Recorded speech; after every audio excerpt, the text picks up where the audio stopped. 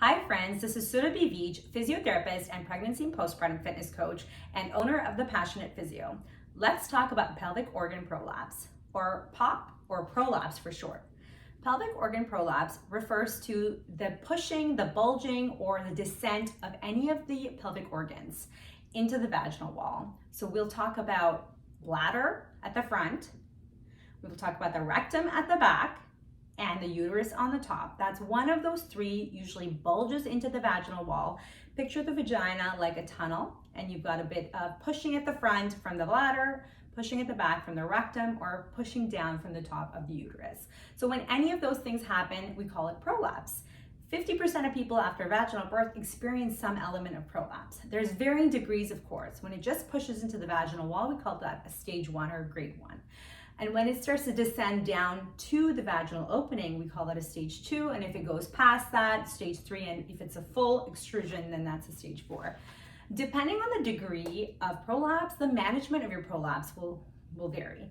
One thing to note is that the degree of your symptoms doesn't indicate the degree of the prolapse. Some people with a stage 1 prolapse have very severe symptoms. They feel it all the time. You know, they're constantly feeling that feeling of heaviness or pressure or bulging in their vagina. They feel it when they're trying to have sex. They feel it when they're walking or jumping or exercising. And other people with a stage 2 or even a 3 may not feel that symptomatic. So we know that the prolapse itself is not always the cause of symptoms. Sometimes it can be things like stress. It can be things like amount of tension in your pelvic floor. When people are diagnosed with a prolapse, their tendency is to want to clench all the time, and this actually makes the symptoms worse. Clenching all the time is not the answer. So when we work together in physiotherapy, what we work on is learning how to manage tension and length of the pelvic floor to minimize symptoms. And so strength training is absolutely essential for the pelvic floor, but so is relaxation of those pelvic floor muscles so that you're not constantly feeling the bulging sensation. Understand that a prolapse doesn't mean that you have to avoid things forever or you can't get back to everything.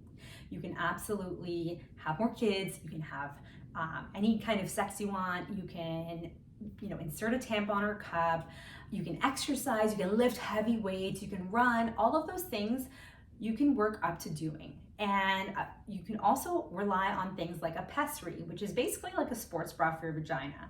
And for people with more symptomatic prolapses or more severe degrees of prolapses, it can be so beneficial.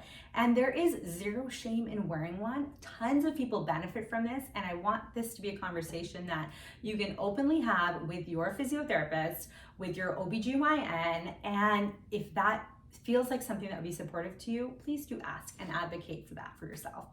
If you need any support to manage symptoms of prolapse, please reach me at www.thepassionatephysio.ca or on Instagram at thepassionatephysio. Send me a DM, let me know you want support.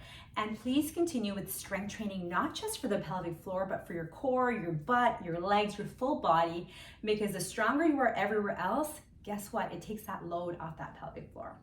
You've got this. I wish you all the best, and I hope to connect with you soon.